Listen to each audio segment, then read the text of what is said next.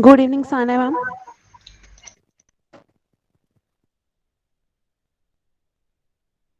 Ma'am, you are on the mute.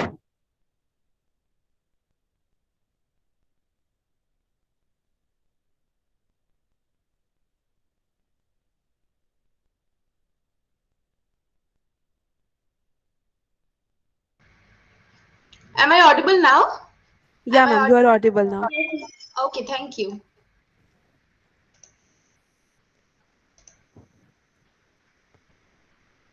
Ma'am, we will wait for just 2 minutes more. Yeah, sure, Candidates are sure. joining. Yeah.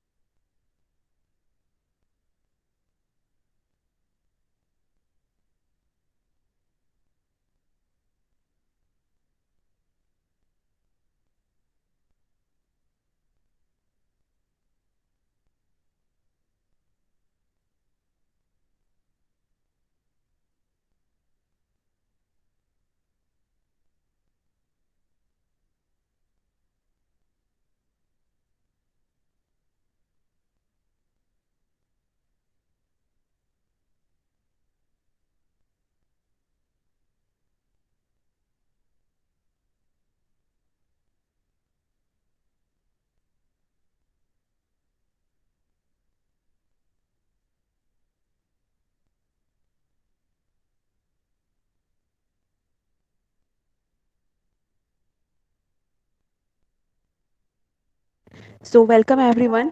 In the legal third session, is India heading towards a France-style hijab ban?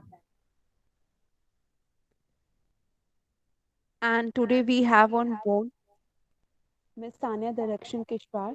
She is the assistant lecturer, Jindal Global Law School, and she's also an advisory board member of the Legal Thirst. She's also the president of Indian Law Association Sonipat chapter. She is an enthusiast in the field of human rights. Sanya Darakhshan Kishwar holds a master's in general laws from the Pennsylvania State University, USA, and an integrated bachelor's in law and science from Central University of South Bihar, India.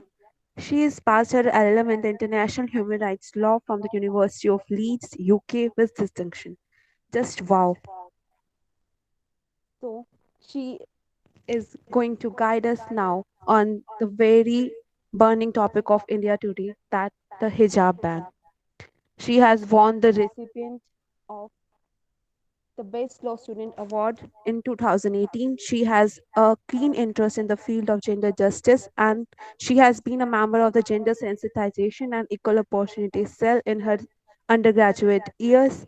Her distinction at Leeds highlighted the inadequacy of the existing international framework in addressing the increase in the rates of child marriages in areas affected by armed conflicts.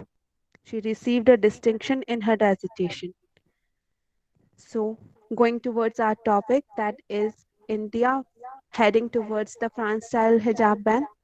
So, as you all know, that Andhra Pradesh schools are restraining girls from wearing hijab into the school premises, and the BJP led government of Andhra Pradesh is seeking a permanent ban on hijab, tracing the footprints of the nations like France. As we know that there are many nations around the world who have already banned the hijab. So let's heading towards our today's session. It's all to you know, ma'am.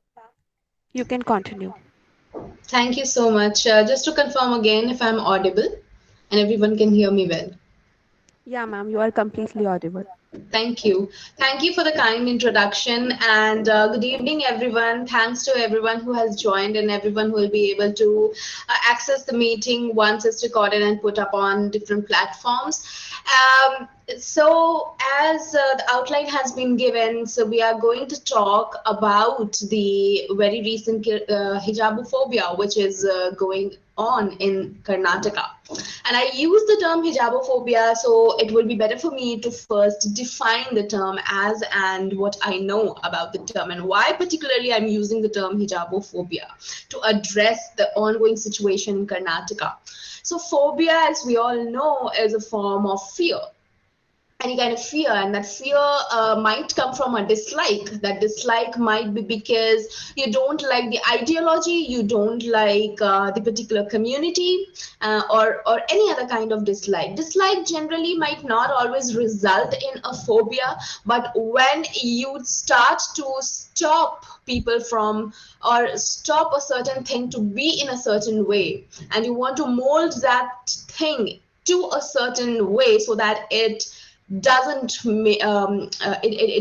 bother you any further, that's when it takes an ugly turn. That's when a dislike takes the form of a phobia.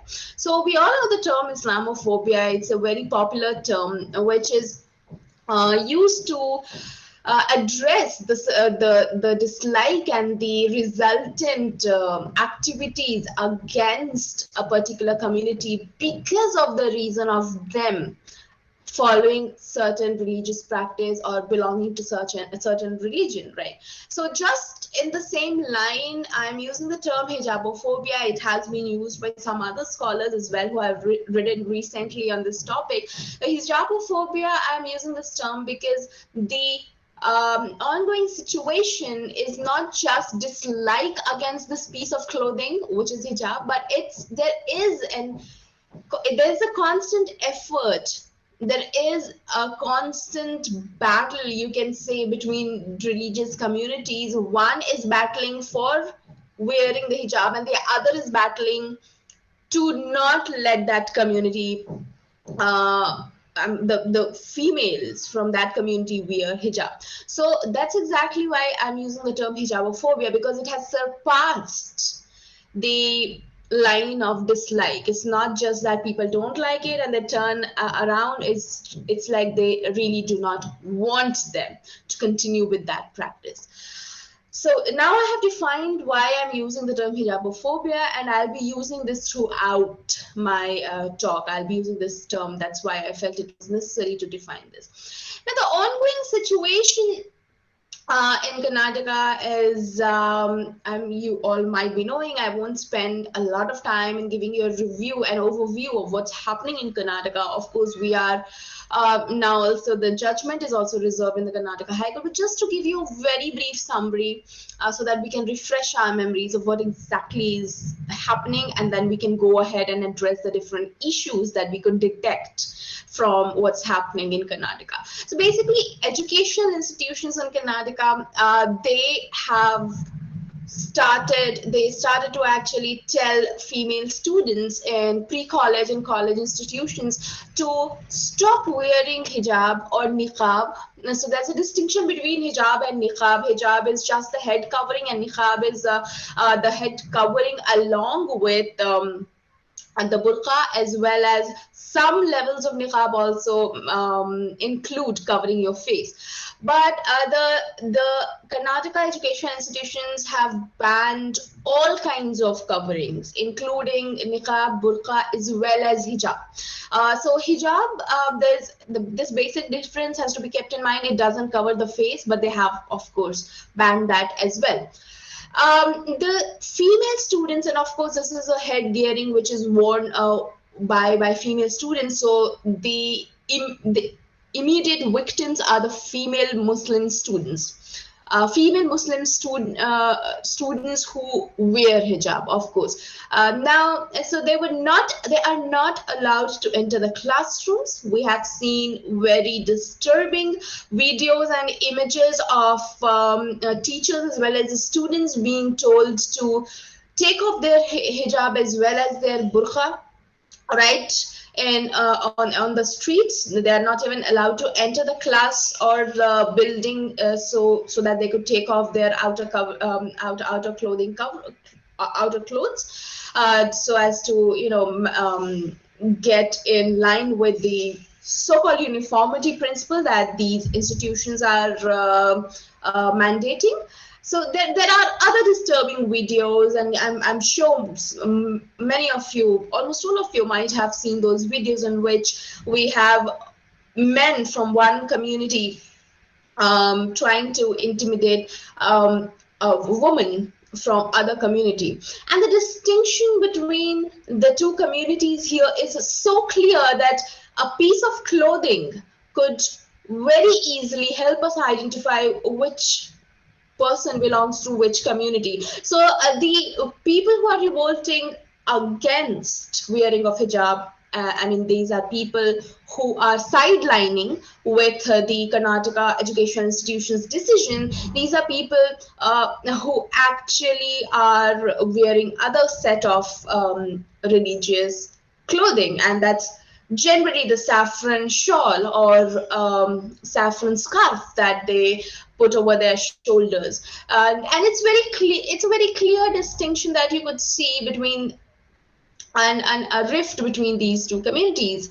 So, what are actually the issues here? And there are also other news in which we could see that these women, even though they had been allowed after a few days of protest to enter into the education institution, they have been told that you won't be able, we won't let you sit with your other peers until and unless you remove hijab. So they have been given a separate room. It's a clear form of discrimination just based on the piece of cloth they're wearing. And there are other news as well. If that's true, that allegedly the educational institutions have leaked their personal information as well, and these women who were revolting against the hijab ban have been getting very explicit messages as well as threatening calls, because their personal information was leaked. Now we don't know who leaked that, but yes, that's the case if we are to believe the allegations. In this background, let's try to pick and understand what are the legal issues. Not just legal issues, but issues really pertaining to human rights violation in this whole situation. As in the introduction, also, we got to know that there are many other countries who have banned hijab, right? And in the course of my talk, I'll tell why India cannot um, adopt the hijab ban in the same flavor and fervor as other countries have, right? So let's just first try to detect what are the legal issues. The first major legal issue, and which has been vehemently also argued in the court has now reserved its judgment, but through the court, throughout the hearing, this one issue was raised again and again, which was the issue of the violation of Article 25, which is the violation of the right of freedom of religion. Right now, the sub question which arises over here and has been debated very fiercely in the court during the time of hearing was whether or not wearing hijab, niqab, or burqa, specifically hijab, is an essential practice. Is an essential religious practice or not? Now let's take a moment and dissect this issue itself, right? And we'll also see whether or not we even need to argue this to find out whether or not these women have the right to wear the hijab, right? So, essential religious practices has been held in a number of cases of the practices which are mandatory, which are obligatory. So they're so by the virtue of them being obligatory, they become an essential practice. For example, it's an essential religious practice in the religion of Sikhism for men to wear turbans.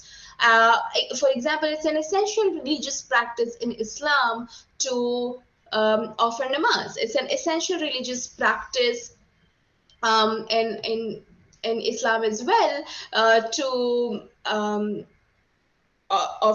to not just offer namaz but also go for pilgrimage, and that's why the state cannot stop you from offering namaz in mosques, and they can't stop you from going to going for pilgrimage. So these are essential practices, these are obligatory, and if the state stops you from doing one or more of these practices, that will amount to your violation of right to freedom of religion, right?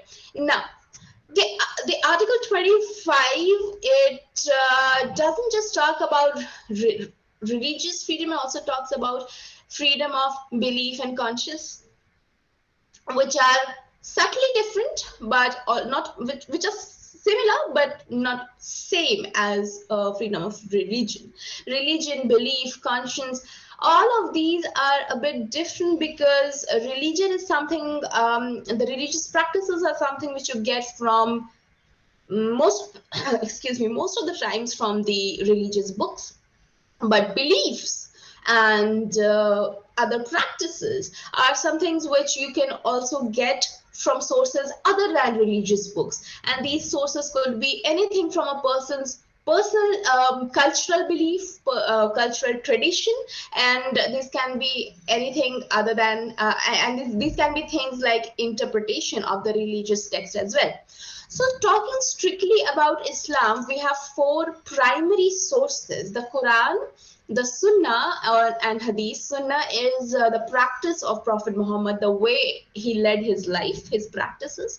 And Hadith are the words of Prophet Muhammad, teachings of Prophet Muhammad, often written down by several scholars. And then we have Ijma and Qiyas, which are, of course, certain levels of interpretations of the Holy Book and the Hadith and Sunnah. However, there is a dispute between scholars as well and the different sects in Islam, not sects per se, but different schools in Islam as well, about whether or not ijma and qiyas could be given the value of primary source. Nevertheless, whenever there is a need to settle a dispute on whether or not a practice in Islam is an essential practice, the first place where the courts look unto, as well as the first place where the scholars, Muslim scholars as well, look unto, is the Quran. And in absence of any evidence therein, the next place to look unto is the Hadith and the Sunnah, right? In exclusive absence, in absence of any evidence in all of these places, do the scholars move up to ijma and qiyas and start interpreting this in light of the contemporary situation that we are living in. So when we talk about hijab, when we talk about modesty as a concept, modesty as a concept can be very clearly found in Quran itself. So we have evidences in Quran, we have verses in the Holy Quran which talks about mandating modesty not just on women but also on men. So it's a twofold obligation, and it obliges both sexes to be equally modest. Now, when we actually do not get the exact term of head covering or hijab in the Quran, but what we get is an is a term which tells you, when interpreted in English, it tells you to cover your bosom as well as your outer body when you step out of your home. So modesty could be anything, starting from loose clothing, which covers your, of course, your private parts and your outer garments, and it could extend to anything which includes wrapping a scarf around your head if that makes you feel more modest. It can also include burqa or niqab, and some levels of niqab also include covering the eyes as well. So modesty is a concept which is an essential practice in Islam. However, the interpretation of modesty lies with the scholars as well as a person who practices the religion.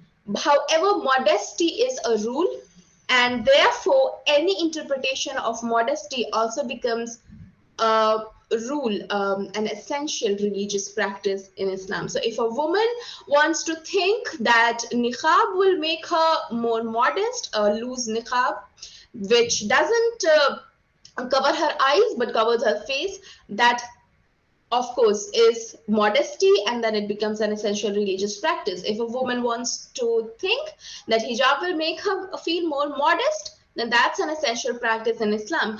And if a woman thinks that a salwar suit or maybe a dupatta it makes her feel modest, for her that is the essential practice in Islam. So the essential practice is the practice of modesty, and there can be several levels of modesty. Now, these several levels of modesty depends upon various factors. Now, these factors, which I told you, are about the religious, are about beliefs, and these beliefs might not strictly be religious, but these can be cultural and traditional. Now, talking about some of the states like Haryana and Rajasthan, you might have generally seen women covering their head as well as half or full of their face with a ghungat. That's not their religious practice, but that's their tradition, that's their culture. And that for them, and the question here is, what if they are told, these women are told to stop wearing the ghungat all of a sudden? Will that not violate their right to freedom of religion? Well, because it's not a mandatory practice in their religion, it can be argued that it won't violate their right of freedom of religion, but then won't it violate their other rights? For example, right of freedom of expression, right to of freedom of having practicing their own beliefs. Well, those rights will still be violated. Now let's apply the same to the hijab conundrum again. As I said, the different levels of modesty can be traced from culture. Now, in certain Muslim families, you might have women who do not wear hijab. However, they might resort to modest clothing, for example, salwar suit, etc. In other in other areas, you might have women who never step out of their home without a burqa. Now, if that makes them feel modest, that is for them an essential religious practice. Now, the question over here is banning hijab in the Karnataka educational institution, is it just violating their right of freedom of religion, or are there other religious rights as well which are involved? Well, the answer to this is yes, there are multiple other rights, and we are going to discuss that now. But the reason why I discuss the right of freedom of religion first is because we need to understand that even if this argument that hijab is an essential religious practice, even if this argument fails, even if the petitioners are not able to establish before the court that hijab is an essential religious practice, still, there are valid reasons, there are valid legal explanations of why the hijab ban is wrongful and violates fundamental rights. Now, let's move ahead to other fundamental rights which are involved over here.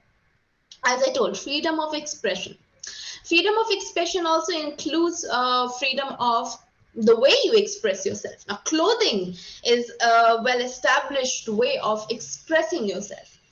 Clothing, as well as right to choice of clothing, can be read into Article 21 as well, because clothing and the right to choice of clothing includes right to dignity, right to a dignified life. Now imagine the plight of women who are being told to remove their outer garments, which is the hijab, on the street. Like they are not even allowed to enter the educational institutions. Don't you think their dignity, right to dignity, is being violated? Well, yes, it is being violated. So there are various other rights involved in here. Now, because we are talking about educational institutions, women are not allowed to enter these educational institutions if they wear a certain clothing. We must be concerned about their right to education, right? And right to education is a fundamental right, and just because a female student wants to dress a certain way, stopping her from availing education is a serious violation of her right to education. Now there is an argument that there is an argument from the state side that there is a problem if we allow people to dress the way they want to, and we want to apply the principle of uniformity in education institutions. Now, there is a certain level of problem here as well, because these are students who had already paid their fees in advance, and during the time of their enrollment in those education institutions, they were not told about this rule, and the brochure that they were given included the mandate that they can wear a matching color scarf, a scarf which matches the color of their uniform. So now, all of a sudden, after years that they have spent in the same education institution, wearing the same headscarf, they're told to stop wearing the scarf because they have changed the rules and now want to implement uniform clothing.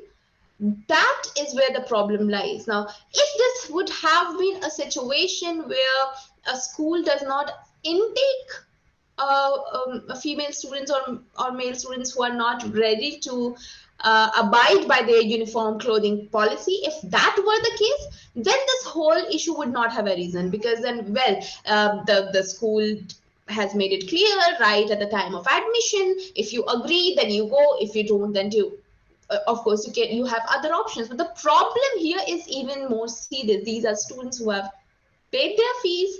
Now they are stuck with that college or education institution, and now they are being told that you have to stop being the way you have been for all these years all of a sudden.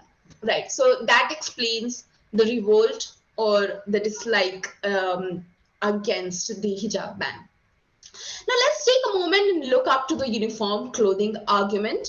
And as I told, as the title as well says, is India heading towards a France-style hijab ban? Let's take a moment and look at what is a uniform clothing argument, which other countries have adopted it, and which model is India trying to copy. If it asks students to wear uniform clothing in schools, right? So let's just take an example of Turkey.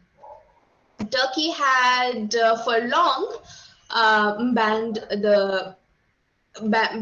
any kind of religious clothing or symbol in the education institution. Now, why was this so? The concept, the model of secularism in Turkey is very distinct from the model of secularism that we have in India. So the model of secularism in India allows all people to practice their religious beliefs freely and openly. However, the Turkish model, it mandated religious neutrality. And what does religious neutrality mean? That it means that you won't be, if you won't be allowed to wear a hijab, you won't be allowed to wear a Christian cross either in the education institutions or the places that they have listed, right? So no kind of religious practice was allowed for a long time in Turkey. Now there were several cases that were filed in the European Court of Human Rights. One interesting case is the case of Leila Sahin, in which there was a lady who wasn't actually, it was the same case. She wasn't allowed to, take education in a medical college. She was a Muslim. She wore hijab. She was not allowed, and the reason cited, of course, was the Turkish model of secularism. Now, what did the court hold in that case? Well, the court held in favor of the state of Turkey, and it said that, well, because their model of secularism mandates that there has to be total religious neutrality, we would want that student, we rule that student should stop wearing the headscarf if she wants to continue her education in that particular medical institution, which mandates that there has to be uniformity when it comes to clothing. How is this different from Indian secular model? Well, there is a stark difference. Just as I mentioned, We have the freedom to express our religious beliefs freely. Now we have explicit,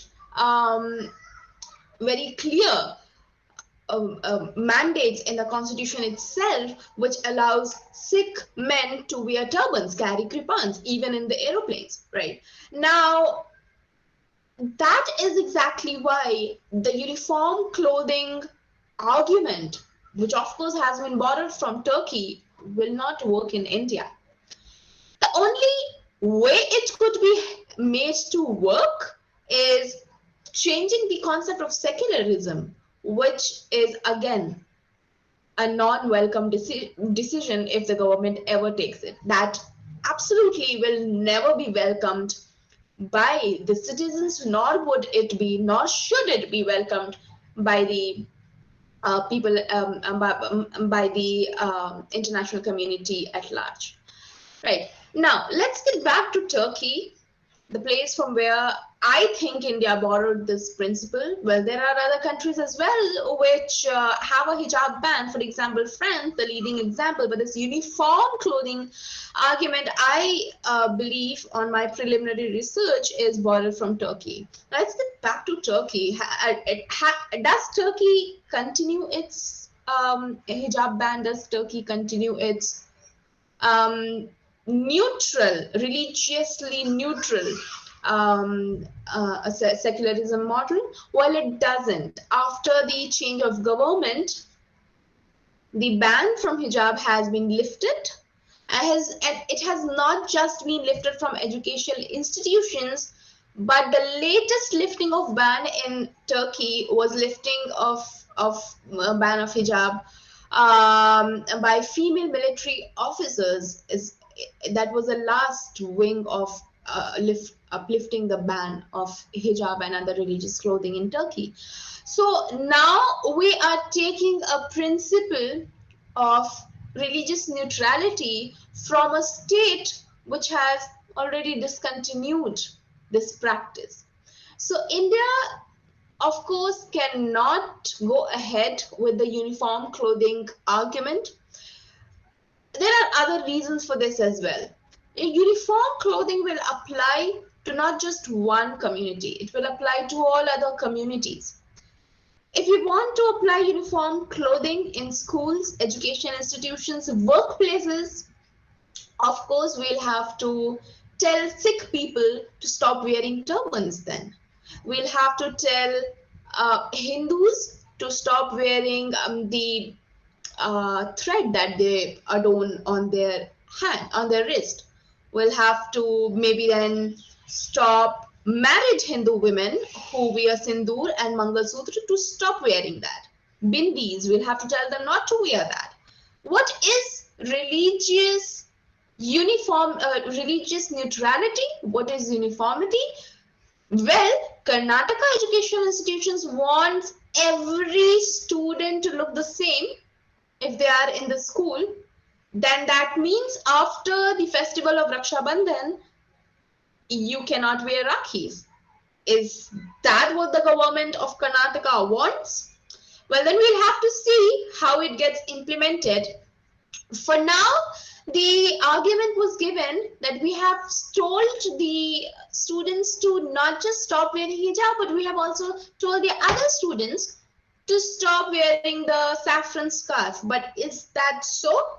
Are the people who are wearing saffron scarves not allowed to enter the education institutions? Well, there are other ways. You can carry a saffron scarf in your bag and then wear it soon as you enter the classroom, and then there's no one to stop you. But there's no other way to adorn a hijab than to wear it explicitly visible to everyone right from the time that you are entering into the college and till the time you are on the road. So there's no Yeah, other ma'am. way to wear hijab. Can I proceed with some of the questions I have? Yeah, please. I'll take a few minutes to conclude, and then you can proceed with the questions, please. I'll take two Yeah, yeah, minutes. sure, ma'am. Thank you. So the other problem over here is what could be the consequences of this ban. Now, imagine if a ban of the similar nature starts to starts to be levied in every state, that will be a time when India will be heading towards a France-style hijab ban. Now, there are serious problems with the France hijab ban as well. The SAS versus France case, which was the case decided by the European Court of Human Rights, which upheld the France hijab ban, it gave a very flimsy argument to uphold the ban. It said that the principle of living together in France includes the principle of includes people interacting with each other freely, and the court held that well, people can't interact with each other freely if they're not able to see each other's faces. That was actually an argument which goes well in line with a niqab ban, but for a hijab ban, that's problematic because your face is visible in a hijab. Now, after the COVID-19, everyone started to wear the masks. That was precautionary. Now, France did not have a problem with people wearing masks, which of course covers your face. But then, if you cover your face along with your head, that is a problem. Now, if you cover your face along with a woolen cap because it's cold, that's not a problem. But if you cover your hair with a hijab, which is of course a scarf, then that's a problem. So there are other, so imagine if India starts to head towards this will be a religious based discrimination if we continue targeting one community. Well, on the other hand, if you want uniformity, if you want to adopt the Turkish model of secularism, then you'll have to stop every religious clothing. You'll have to stop khungats, you'll have to stop turbans, you'll have to mandate that no one can wear, I don't know, if it's cold and a person wants to wear a shawl and she's not just wearing, she's not wearing it because she wants to cover her hair because she wants to wear a hijab, but she's just covering her hair because she feels cold, and that woman happens to be a Muslim, and then you say that, well, you have to remove your woolen scarf. We don't care if it's cold or the one thing that we care about is because you're a Muslim and because you're covering your hair, nevertheless it's cold, you're covering it just to protect yourself against cold, but we have a problem because you are a Muslim and now we think that that's a hijab. That is the problem that will happen in India. Now that will be problematic. On the other hand, if that same woman is a Muslim, is a non-Muslim, she's feeling cold, she wraps a shawl around her head, you won't think that that's a hijab, right? You won't think, you won't be knowing that that's a hijab until and unless you come to know about the religion of that person wearing it. That's the problem over here. That's what we have to concern about. And of course, as I said, one very important, now this is not even a question, this is not even a question of religious discrimination. The main question over here is that you are not allowing women to go ahead with their choice of clothing. You are not empowering them by telling them to stop wearing a certain piece of clothing. You are actually limiting them. You are limiting them in many ways. You are limiting their movement. You are limiting their dignity. You are limiting their education. You are limiting women. You are limiting a person because she belongs to a certain community, because she is a female.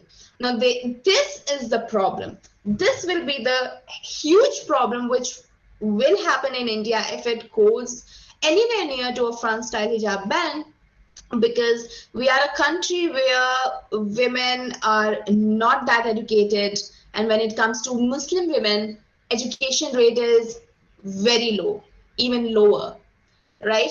So that is how we need to think about, even if the argument that hijab is an essential practice, even if it fails in the court, there are other valid and strong reasons to argue against the hijab ban.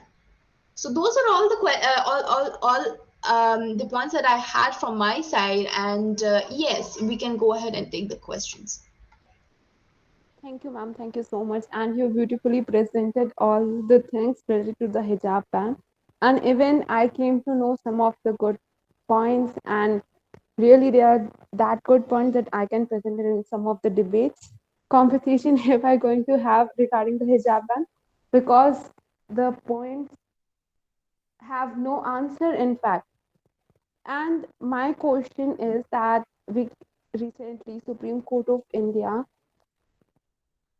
banned the triple talaq, and majority of the Hindu population and Muslim population too welcome this decision, because the because Indian constitution also doesn't allow the waiving of rights, and it is something related to the personal laws of the Muslim. And the Uniform Civil Code under Article 44 is also does not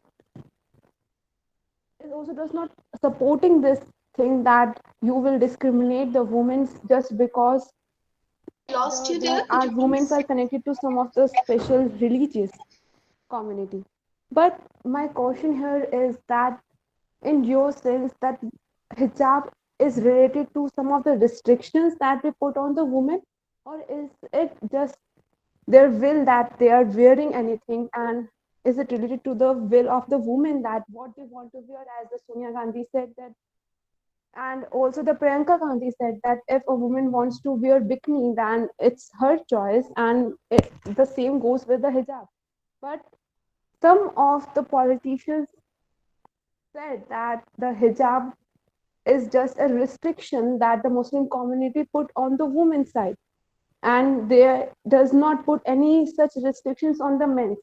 So, do you think that hijab is something related to the restrictions, or is it just a expression of the thoughts and Thank you for that very interesting question.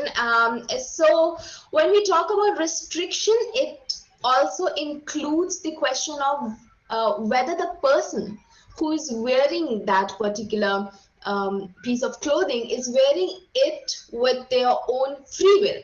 So, that's where the question of restriction comes into play. We are talking about a piece of clothing, the hijab, and the women, the female students, have themselves approached the court against the ban. So it absolutely is not a restriction on those certain women who have approached the court to continue wearing an article of clothing. So do you think that would be that would have been the case if they felt that they were being restricted by their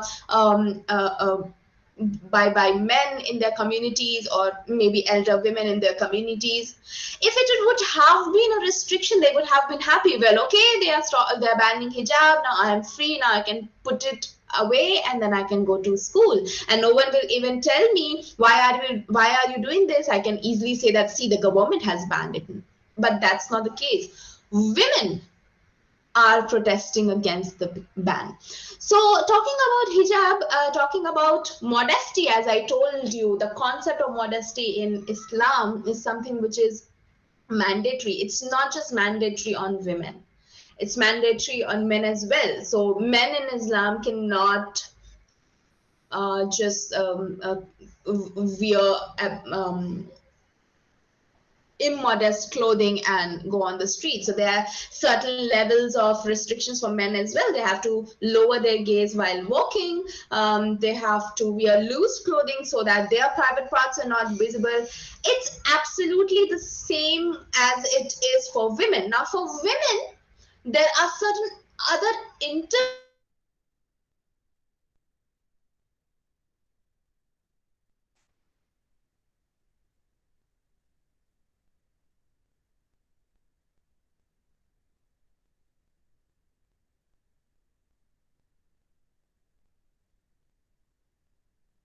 hijab ban that maybe your network connection is not? I am sorry, yeah, it was my connection error. So it doesn't have to do with the restriction, but it has to do with how that interpretation came into being. And that has to do with the culture and the tradition which led to such interpretations. Now we are talking about a certain verse of Quran which came during the time of Prophet, and that was a time when people were dwelling in Middle East. Right, now let's talk about the climate, the tradition, the culture in Middle East. The climate is very hot, so generally women used to, not just women, men as well, used to cover their hair to protect themselves from heat, from dust, right? Women preferred to wear loose clothing, not because the prophet mandated it, not because the Quran mandated it, because they felt comfortable doing so.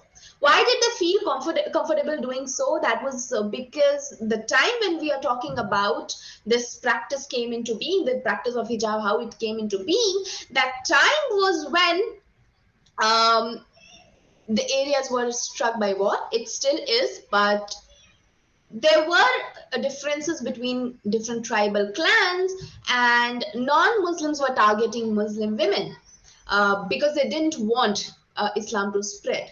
That was one of the reasons why women themselves felt comfortable in wearing loose clothing when they went out, right? When they went out of their homes. That's how the practice developed. Now, when you talk about restriction, that comes into play when you are forcing a woman to wear hijab. Well, if that is the case, she can very well go and claim that I am being um, forced, and my right to choice of clothing is being violated. My fundamental right of life is being violated. But of course, private parties cannot violate fundamental rights if the state mandates hijab, if it forces. Imagine if there is an Islamic state and then it forces you to wear hijab, and the constitution mandates that the state cannot violate your freedom of life, then in that case the women can very well approach the court. But here in India, it's a secular nation, and you're free to choose your clothing. Now imagine if someone tells me to stop wearing salwar suit, and imagine if I'm told to not stop wearing salwar suit and stop wearing a dupatta and then go and teach in the classrooms. That would be restriction for me.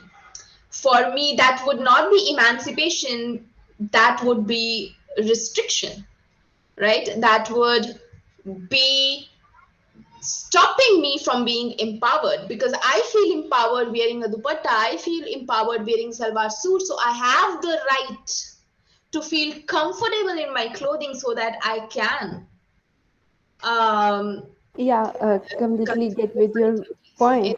yeah. Yeah, ma'am.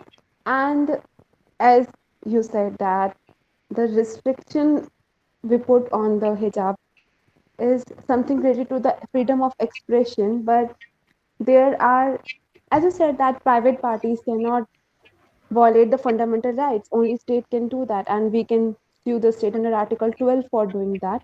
But the thing is that some of the students of the Karnataka schools are claiming that their families are forcing them to wear hijab because their friends are doing it, and if the girls will not wear hijab, then they will not look Muslim, and their identity will go, and they even fear, they will even show the fear of the God, that God will not let them go if they not wear the hijab, because it will be something restrictive to the Well, religious practice. let's And yeah, yes, ma'am. thank you for that question. Let's just start with Article 12 that you stated. So, Article 12 is not the article in which we move the court. It's Article 32 if you want to move to the Supreme Court, and it's Article 226 if you want to move to the High Court. Article 12 defines a state. So, just for the students who are present over here, not to be confused with what Yeah, Article I 12 is. just, yeah, just want to say that the state is the Yes. only one who can violate, can be sued for the violation of the fundamental right. Yeah. Yeah. But Hmm. yeah, but the Supreme Court, as the Karnataka High Court said, that if we are forcing anything on anyone, and as the hijab ban is also forced on the girl Exactly. students in the year. But can we think that these small girls of school going girls have that much knowledge and they know that much about their empowerment that they can claim that we want to wear that and we don't want to wear that because Absolutely. Thank you. yeah, Thank you for the question. So, empowerment, how do we define empowerment? Of course, it's something coming from the feminists. It's something coming from the feminists. I would identify myself as a feminist as well. But there are different theories of feminism as well. You need to understand, you need to classify yourself into those classes first. Now when you are talking about what you are talking about, you think that empowerment comes from not wearing a hijab. That's radical feminism. What I'm talking about is cultural feminism, which means you don't stop being a woman, you don't stop nurturing kids, you don't stop cooking, but at the same time you are also getting empowered by getting education, working, by having the freedom to choose. Freedom to choose. Now when we talk about abortion as a right, that's also something about about the debate about abortion, whether or not a woman should be allowed to abort a fetus. That's her choice. That's her choice. If you don't allow a woman to abort a fetus if she is not prepared for pregnancy, now there might be religious disputes over here, but then talking about human rights, that's her choice because she has to carry that baby, right? Now let's apply the same on hijab. If a woman wants to wear a hijab, that's her choice. If a woman doesn't want to wear a hijab, that's her choice. So you have to respect both. Now, as you said that in Karnataka, some women were telling that we were forced. We didn't want to wear hijab, but we were forced because our friends were doing so. That's restriction. But if you talk about those girls who went to the court, that's their free will. They were not told by their parents to go to the court, and they were not told that we won't let you come back to our house if you just don't revolt against the decision of the state. Right? They went there by their free will. Now, let's take my example. You told about the girls who are very small, young, and they might not be able to understand whether wearing hijab is a restriction on them or removing it will be empowerment. Let's talk about me. I'll give you a personal example. I have been through phases of interpreting modesty. The first time I started to wear hijab was, I guess, in standard 10. But of course, I didn't wear it in school because my school didn't mandate it. We were very clear since the beginning in the school. We were in a Christian missionary school. We used to wear whatever uniform we were told to, of course, because it was clear to us right at the start that we have to wear a hijab. I went to a coaching and I started to wear a hijab. And then I continued wearing a hijab for 2 years. Then I stopped wearing hijab but started to cover my head with a dupatta. And then it was, I guess, in 2020 when I stopped covering my hair altogether and I started to just wear dupatta. And I know that this is not going to be interpreted any further by me because now I have found the most comfortable interpretation of modesty by my own reading and interpretation of Quran. Now, if someone comes to me and tells me that you have to wear a hijab if you want to be included in the Muslim community, that will be restriction. But if today I want to start wearing hijab, that will be my choice. And then the state cannot tell me that, hey, you cannot wear a hijab now that you have made your mind, now you didn't wear hijab in school,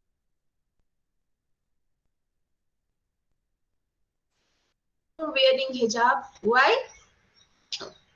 Just because you're a Muslim. No, that will be a violation of my right to choice. I wouldn't feel empowered. As a woman, I would feel empowered when I have the choice to alter the choices of my clothing as and when I want. Well, as you quoted one of the politicians as well, they said if a woman wants to wear a bikini, it's her choice. Well, bikini on a road won't look good. Bikini on a beach, well, yeah, that's her choice. There's a certain level of decency that has to be followed in public, and that's not and that's mandated in the constitution itself. There are reasonable restrictions against your right to freedom of religion as well. Now, there were some arguments in which a certain religious sects told that it's our religious practice to only wear to only wear a thread and not wear anything on the body. We as men want wear that in our religious community. What not religious community? It was a tribal community which said so. So they were saying that what if we go to schools like that? Well, that's not allowed because that goes against reasonable restriction of decency and morality. Not even morality, decency. So you can't expect people to stop you from wearing hijab because you want to be modest. That's not even going against reasonable restriction. Which reasonable restriction is it violating? Is it violating decency? No. Is it violating morality? Wow, a piece of clothing is violating morality? I don't think so. Is it making you feel fearful? Why? Because we are Muslim and the moment we cover our hair, I am not creating a sense of fear amongst anyone because I am a Muslim, but I'm not wearing hijab. The moment I start to cover my hair, it will be problematic. I don't understand that why it should be so, right? So another point that you raised that was a very good point as well is this going against empowerment. Well, I would want to present a very strong argument over here. Who are men of any religion to decide what will make us Muslim women feel empowered? Right? It's our basic choice to decide if we feel empowered in a burqa, if we feel empowered in a niqab, if we feel empowered in a hijab, if we feel empowered in a salwar suit, or if we feel empowered in any other clothing that we choose for Yeah, ma'am. ourselves. And So the again, question, yeah, yeah. ma'am. Again, you beautifully answered all my queries. And there are few questions in the chat box too. And there is a girl named Chahat Sharma who asked that, ma'am, what religious mandates as making it a custom? As Sigmund said, that women are not born, they are made. And as the cultural practices are most oftenly imposed on a woman, and if a girl will oppose the complete religion and some of the customary practices, then her family will her family will not let her go, and her family will always start taunting that girl that you are not a good girl, you are just opposing our religion, and the society will just hinder her in all her operations. So if we are imposing any custom on a woman, just like we are imposing the ghungat in the Haryana states and on the woman, and the women have to carry them because of the societal pressure. So do you think that there is some sort of societal pressure in that too? Well, yes, of course. I wouldn't disagree with you that there's no societal pressure. Even when it comes to ghungat, even when I know many Sikh friends who don't want to wear turbans, but they have to. Even if their head is aching, they have to because it's a Yeah, societal exactly. pressure. Yeah, some of the schoolgirls that they don't want to carry hijab, but their friends are doing it, and due to peer pressure, they have to do it. Yeah, that's the problem. So that is problematic. I agree, be it in any religion. But what we want is their free will to decide whether they want to wear it or not. Right now, if there is a problem, with their families are telling, well, we won't allow you back at home if you stop wearing hijab. If that's such a ruthless family, then that's a problem of, I would say, child abuse, right? So that's a different way of just big, but just to address that problem which some women might be facing, you can't just say that hijab is the problem. No, it's Yeah, not the yeah, problem. exactly. The problem is enforcing it without your free will. The problem then is with the parents which force it on their children. Hijab is not the problem. The problem is with the parents. Now, let me talk about myself. I always wear traditional clothes. I was in the US and some of my friends commented, well, you are in the US now, no one is here to look at you. Why are you still wearing your traditional clothing? Just feel free, wear jeans, wear shorts. Why are you not wearing it? Oh, that means your parents are restrictive, etc., etc., blah blah. And I was like, no, it's my choice. If I want to continue wearing salwar suit, even if I am in the US, if I don't feel comfortable wearing jeans, even though everyone around me is wearing jeans, that's my problem. That's my choice. That's my free will. You can't just say that I won't allow you to enter into this institution in XYZ place because you're wearing traditional clothing and we don't like people wearing traditional clothing. Why? Because we think that you are being restricted by your family. Hey, everyone is wearing jeans, why are you not? That definitely means your parents have told you not to wear jeans. No, it's not. They haven't. They won't have a problem even if I do, but I don't want to. That was my case. And that's the case with so many other women. Let's talk about women in France who used to work, who were excellent, but who had to stop going out because the hijab and burqa was banned. They were empowered when you let them wear the burqa and hijab. They are not empowered now when you ban the burqa and hijab. A woman can feel very comfortable in a tank top. A woman can feel equally comfortable in a burqa. It depends on the woman. A woman can choose not to have babies. A woman can feel comfortable in choosing to have babies. A woman can be very comfortable in handling both the works of house keeping as well as the works that she does in office. Well, on the other hand, there are some women who won't be able to manage both. Does that make them less of a woman?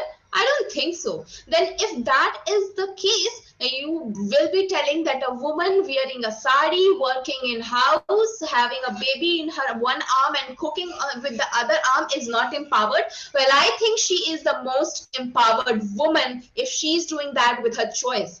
If a woman is educated and then she makes a conscious decision of not working and being a homemaker because she thinks that her children needs her more than she wants to go to her job, then I think that woman is the most empowered one. But on the other hand, if a woman is forced to sit at home, even though she's educated, she's forced to sit at home, she's not allowed to work, that is restriction. Now there's a very clean distinction. You can't just assume that every woman wearing salwar suit, every woman wearing sari, every woman wearing a burqa is oppressed. No, she might be feeling empowered in that burqa. She might be feeling empowered calling herself a homemaker. That might be her achievement. She might not have headed thousands of business meetings, but she might be a very good cook and an excellent mother if she's doing that with her choice and she has no regrets. That, my friend, is empowerment. That is empowerment. So let's just go to the question that we had from Chahat. She told about the right to expression. It can, of course, it can be linked to a cultural custom. So now see, if women have adjusted to a culture, if women have even though it might seem oppressive to other people, but if a woman has adjusted to a custom and she doesn't feel oppressed, that is not an oppression. For example, we have a very good scholarly work by one of the African scholars who advocates against Western interpretation of human rights. Why? The reason is, he says that You can't, white men cannot tell how to keep our women safe from our men. Now, there are serious problems in this argument, I agree, but there is a point over here that the person living in that area knows better how to deal with oppression. What are the different layers of oppression? If you're just looking at the situation from your perspective, you will find every other action to be oppression, right? So maybe then in drawing water from well in Rajasthan will also be oppression for many of us. But let's just talk to the woman who is drawing water from the well. If she doesn't feel oppressed, does that even classify as oppression? Well, it might not, but of course there are other alternatives. You can have tap water, you can get the government to work so that they don't have to walk miles and miles to draw water from well. That will be development in the positive way. But if you suddenly tell her to stop, refuse to get water from well just because the men are not doing that, and why are you are being oppressed, that's not the case. You have to dissect the things over here.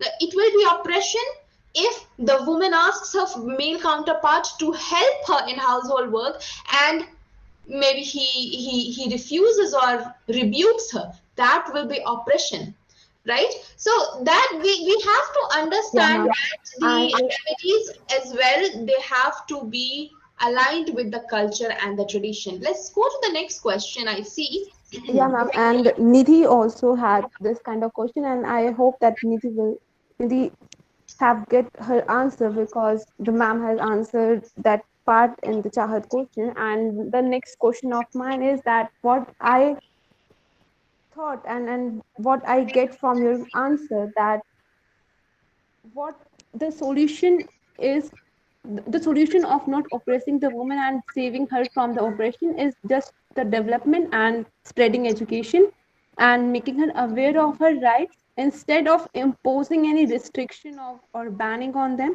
We just have to aware them that what they have to choose and what they should do, because if we, as you said, that if we ban going the women from getting the water from the well, there it's not empowerment because we are not favoring them by providing them this opportunity that now you are free to not dwell the water, but we are even oppressing them from doing this, as we have seen this kind of practice in the Digital India campaign too, because majority of the senior population don't know that how to operate digital things, and they even they even get caught in some of the cyber crimes and cyber scams when they reach out to the people to help them from getting their pensions from their accounts, and they even get more tortured by the government. And they even said that we got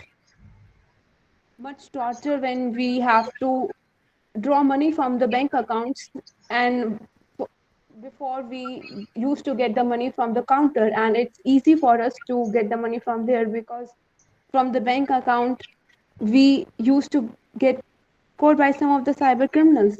As what I think in the part that there is a movie, lipstick lipstick under my burqa movie shows that the girl does not want to wear the burqa, but her mother used to say that, as you said, that please don't come back home if you don't wear the burqa. And she used to wear the burqa and she used to remove her after going to the college, and she loves to do the makeup, but she is not allowed to do so, and she used to go to the malls and she just applied the lipstick, but she can't buy it because she want to do it but she can't do it even though she is educated, she is a college student.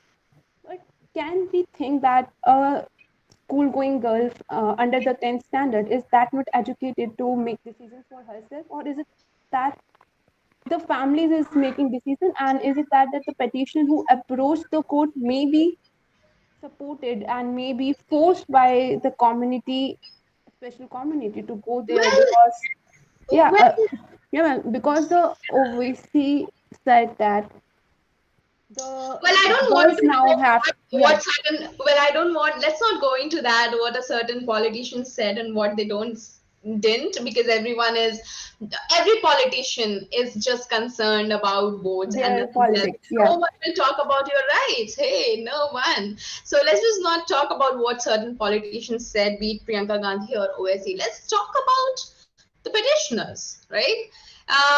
You said the age of below 18 years. Do you think that they'll be conscious enough? Okay, even if they're not, they'll become 18 someday or the other, right? Then they'll have their own decision, then they'll have their understanding. But at this time, if you're making them go through so much, if you're telling them to stop coming from the college right before their exams, if you're making them go through so much, don't you think that the state itself is abusing the children when they are below 18? Um, let's talk about that girl who was chased by some 100 men in saffron shawl. Don't you think that's harassment? Why? Yeah, right. Right? Exactly. Even if you Because, are forcing them to not doing, even if they are not competent to do it, that's also abuse and that's also harassment. see, the thing is that, and I'll take one of the comments in the chat box as well. In Islam itself, the hijab or burqa is mandatory, but the bearer itself has a choice to wear them or wear it not, and then beside themselves can force them to do so. I what my whole talk it's as well was about this comment itself. And thank you. I'm not getting your exact name. It shows try catch, but whoever you are, thank you for putting it out so well. That is exactly. Now, there is no doubt about whether or not it's a mandatory practice or not. The practice of hijab and the practice of modesty. So, the concept of modesty is a set, and the practice of hijab, niqab, burqa, everything is a subset. Right? So, the practice of modesty itself is an obligation. The other subsets are the ways in which you can practice it. Right now, of course, some of the comments asked me about. So you also asked me about some women wear it because they think that God will not love them. They'll not be a good person. They'll not be good women. Well, let's talk strictly about Islam. I'm not sure about to what extent modesty could be interpreted in terms of clothing, um, clothing in less number of clothes. But definitely, even if you ask me, I'm a practicing Muslim. If you ask me if a woman in bikini would be considered to be modestly dressed as per Islamic principles, I would say no. But then, will God hate her? That's a question between her and God. We are not to decide, right? That's a very different question. It's very theological. It's not something that we have to look up to when we're discussing legal issues. Why? Because court has the only job to decide whether or not there is a violation of fundamental rights, and whether or not God will love you or not, I don't think that's a fundamental right that has to be discussed by the court. So the one focus that we have to have here is whether or not these children, these girls, are having their free will, as you said, whether or not they are practicing they're wearing hijab out of their free will. Now, until the age of 18 years, every child is under the custody of their guardian, generally their parents. Even if they're forcing them to wear, um, even if they're not able to understand, as you said, if they're not able to understand whether they are being oppressed or whether they are being empowered, well, that's the question that they'll have to uh, understand by their research, just the way I did, just the way many other people, many other women do, right? So, after a certain age, and how will that all be possible? That will be possible when they gain education enough to make them able to interpret the Quran. I mean, not interpret the Quran in a wrongful way, but interpret it in a way which is best suitable to them. And how will that be possible? by allowing them to get educated. Now, if you'll ban hijab right at the schools, and then you will say you are not allowed inside, you are banning their education. You are not giving them a chance to get educated and decide for themselves whether or not what their parents were telling them was restriction or was empowerment. So, to make an informed decision, to make a free choice, every girl, every human has to have their free conscience, has to have their education. And if you tell them to stop coming from schools just because they are wearing a particular clothing, you are restricting their education and you are restricting their free will as well, right? Yeah, yeah, completely agreed with you. Even I don't have any questions from my side now because I'm completely satisfied with your arguments and I'm completely satisfied with this topic now. Let's just Even, take one of the questions we have from Nidhi. yeah, So you said that the day they will be over 18 years, when they are in their childhood, they follow the family decision. Later, it becomes a part of family culture and pressure, and women don't take steps to change it. So whatever it starts from the family, society, environment, and various cultural practices. Well, I agree with you. That applies to every cultural practice. That also applies to other areas, for example your sexuality, for example your gender alignment, right? There are so many trans women who are not allowed to get a corrective surgery because their families don't want it. So we are talking about India. There are so many other topics which are, not even discussed about. For example, in let's talk about India. Do you think that even though we have the latest amendment in the medical termination of pregnancy, we have the latest amendment which gives you certain autonomy to terminate your fetus, do you think that conservative, um, uh, backward, or families living in a village will allow their daughter-in-law to terminate pregnancy even if they know that this is going to kill her?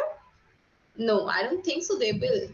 But then, will you say that that's because they were brought up in a certain way? They were told to be submissive to their in-laws. They were told by their parents that "beta adjust kar lo." I don't think it's the woman's problem. She's the victim. It's a problem of the perpetrator. In this case, the in-laws. Then. So, how will all of that come? We can't change India or the world in just 1 second. We have to start it with education. And if you cannot draw a fine line distinction between restriction and choice, then that's problematic. If the other day a woman, so there was a ban on wearing leggings in a education institution somewhere in South. I'm forgetting the name of state. That's also problematic. They, I mean, leggings is absolutely very comfortable, and they banned it, saying that it's not decent. Well, that's problematic, even though it's, but why are we not talking about that? Because there's no religious angle involved and politicians won't get a lot out of it. Well, maybe we should just start talking about that. So we have many schools which mandate their teachers to wear saris, and they don't allow salwar suit. That's problematic. Why? I can't wear a sari. I cannot. And if I want to work in that school, you will be restricting my right to employment, my right to choice of employment, right? So anything which is restrictive of your fundamental rights, that is problematic. Okay, I guess most of the questions have been addressed. Proper yeah, wearing ma'am. is not. Most of the questions are have been expressed, and even the questions are overlapped because they are addressing the same issue again and again. But also, there is a point in my mind that when I interpret about the polygamy, though it's Ah, not the topic today, but when we interpret the polygamy, and in my interpretation, the prophet is Prophet wants to say that you can choose as many of the women you want to live with. Okay, I'll It's stop you one, two, right or there. three. I'll stop you right there because this is yes, I'll clarify that. Thank you for the for your question, and I'm happy that you put it forth on a public platform. Polygamy is not a rule in Islam. Period. The rule in Islam is monogamy, and I know you all might be shocked, but let's just take the verses of Quran. The people who tell you that polygamy in Islam is a rule are only telling you the first verse. There are four verses. The first verse tells you that you may marry women of your choice, religious women, one, two, three, or four. Second verse tells you but you'll have to make sure that you do not discriminate between them, and that discrimination should and the non-discrimination should be absolute non-discrimination. Third verse tells you that this is not humanly possible, and fourth verse tells you because this is not humanly possible and very difficult to maintain absolute non-discrimination between more than one wives, marry one woman. The rule in Islam is monogamy. Polygamy was allowed only because of certain reasons. We have to look at in the context during the time in which it was allowed. The time in which it was allowed, it was war. It was the time when women were dependent upon men. It was a time when non-Muslim men were killing Muslim men and leaving their women alive to take them as slaves, to take them as sex slaves as well. They used to tell them that they have married them, but then when the children were born, they used to tell them, well, this is not my child, and we won't give them any inheritance right. To stop this, Muslim men were allowed to marry more than one woman, so that they can give these women their rights, so that they can legitimize the children born out of this wedlock. That was the time when this practice was allowed. Now, when you were telling about the prophet was allowed to marry more than four women only because the God wanted people to understand what type of women you can marry. By his practice, he established that there is no harm in marrying a woman older than you. There is no harm in marrying a woman younger than you if you want to give her support. There is no harm in marrying a widowed woman. There is no harm in marrying a divorced woman. There is no harm in marrying a woman who has a different skin color than you have. And mind you, the wives of Prophet were the most empowered women, given the reason that they used to advise the Prophet as well. They used to enter into business. Bibi Khadija was one of the most skilled business women, most skilled business woman. She used to advise people on how to do business. The Prophet was not literate, but many of his wives were. He used to seek advice from his wives. Do you think the Prophet oppressed his wives, oppressed women? No, ma'am. I don't think so. What my question is that Prophet said that marry as much women as you can, and but he No, he has, didn't say yeah. that. That's my point. He didn't say that. The Prophet Yeah, didn't say ma'am. that. The God first doesn't line, say the that. first verse itself that marry one, two, It three, doesn't four. say that. It No, doesn't ma'am. say that.